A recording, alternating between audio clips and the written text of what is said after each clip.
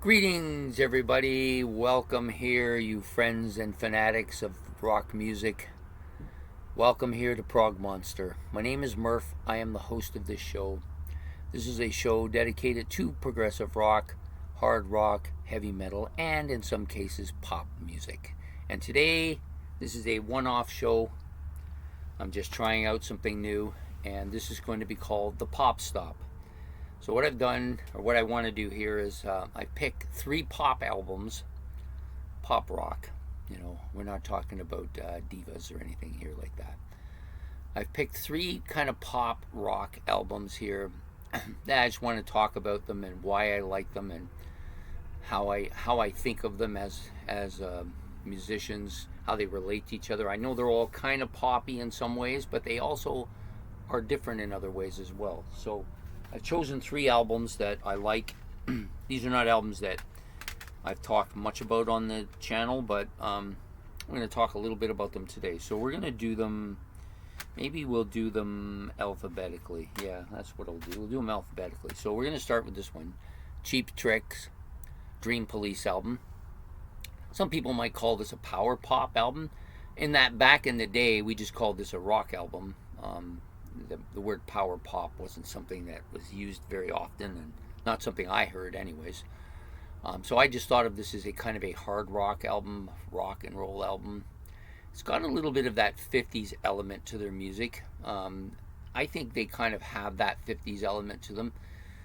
Kind of like some of the early AC/DC stuff. It's got that 50s feel to it because they like to think of themselves, and I think this band is the same way as AC/DC. They think of themselves as being a rock and roll band, which is different than just a rock band. Now, at one time, that was the same thing. One meant the same, the other thing. But there are bands who definitely think of themselves as rock and roll, going back to that roots of rock in the 50s and trying to project and do the similar stuff that was going on then. This is a bit heavier than that, of course, so it's not like that. And this one kind of starts to get away from that sound a little bit that they had on their first couple of albums as well. They also have a bit of a theme here going on. But overall, this is a really solid album. Lots of good solid riffing, lots of good solid tunes, good melodies, catchy beats, catchy songs, and some good guitar on here as well. And of course, the vocals by Robin Zander are fantastic. And I think the bass player also sings a track on here too. Tom Peterson, I believe he does sing a track on here as well. But yeah, so this is one of the 3 albums I've chosen today. I think alphabetically it's first, of course, it's Cheap Trick, but also this is a little heavier than the other 2 albums are going to be, and quite a bit different as well. So that's one of the 3 we're going to talk about today. The second one is a kind of a new wave, kind of punky, a little bit punky here. Devo. Now It Can Be Told.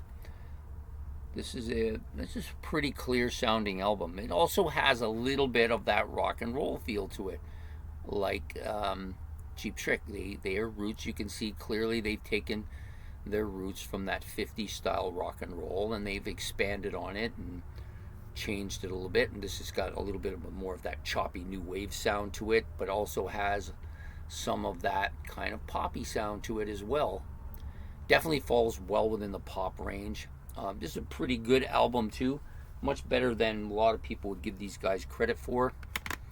People just never really took this band seriously. It's hard to take a band seriously when they're wearing flower pots on their heads, but I get it. But this has a lot of really solid stuff on it as well. It does have Whip It is on here. That's the song most people would identify with them. I think Mongoloid is on here as well, although I don't see it. I thought it was. Maybe I'm wrong.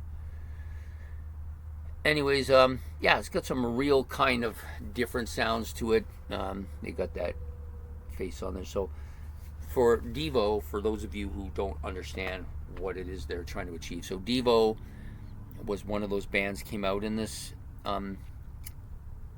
late 70s, early 80s, that wanted to get kind of, to my understanding of what new wave is, and people may want to correct me or not, they called it new wave, but it's new wave of old rock. Basically, they were trying to get back to that rock and roll sound that they think was lost with the progressive rock movement of the 70s and some of the bombastic heavy metal and stuff like that that was going on. They didn't see that. A lot of these bands didn't really see that as real rock. You know, you get guys in Guns N' Roses will argue that they don't know what Iron Maiden's doing, but it's not rock. You know, that kind of stuff going on. And so some of these bands, the new wave kind of bands, they wanted to get back to that kind of basic rock sound, and hence the word de-evolution, I think, which is what the band, which is what Devo is short for, is de-evolution. So they wanted to get back to that more basic, simple rock sound that was popular during the time period in the 1950s and early 60s, up until the Beatles. So yeah, so Devo, really good, almost a clipped sound to their music, but definitely a pop album. They're not nearly as heavy as Cheap Trick, but they're not, I wouldn't call this like a bubblegum rock either. So Devo. So the third band, a little bit different than the other two, still well within the pop realm of music, more sophisticated, I think. I wouldn't call Dire Straits a rock and roll band trying to get back to the roots and the basic parts of rock and roll. Yes, and the album, in case I forget, where's my glasses? You wonder why they print on a blue background, they print something you can't see. And this is, of course, Brothers in Arms. Sorry, it's kind of damaged. It was part of that crash. Anyways, excellent album. Got some really good guitar, fantastic music writing skills here. I always found them a little bit clippy with their songs, a little clippy, but definitely in that new wave kind of sound, a little bit of that, but poppy as well. Even I might go as far as to say there are some progressive elements with this band, quite a bit of them, and really strong.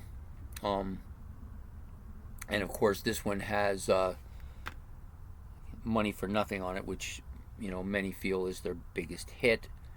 I'm not arguing. It's the song that kind of dragged me into them. I mean, I did know of Sultans of Swing and some of the other stuff before that, but that was kind of the song, and this is kind of the album that brought me into that picture. So yeah, I would say they're a little bit more on the proggy side of the pop element. So you've got three kind of swings here. You've got more of a metal, leaning more towards that heavy sound here. This is more neutral, and then this is a little bit more to the progressive side of the album. But all three of them, I think, fall well within the pop element. So if you like pop music, and sorry, I got something in my throat here. If you like pop music and you're always looking for new pop bands, these are three good ones here. I mean, I'm sure most people have listened to these at some point, but if you haven't, I suggest you just give the albums a listen to, or the band. Get one of those mollages online and listen to that. These are all really good bands, definitely in the pop element again, but with their little bits of their differences in there too. So I hope you've enjoyed this one-off episode of the Pop Stop. If you like it enough, I'll do something else along these lines with the Pop Stop. And please hit the like and subscribe. It's much appreciated. And we will see you again. In the near future, I may do another one of these. But if not, I will see you on Sunday for my this week, and we're going to start another whole week. So you have yourself a good week, and take care, and goodbye.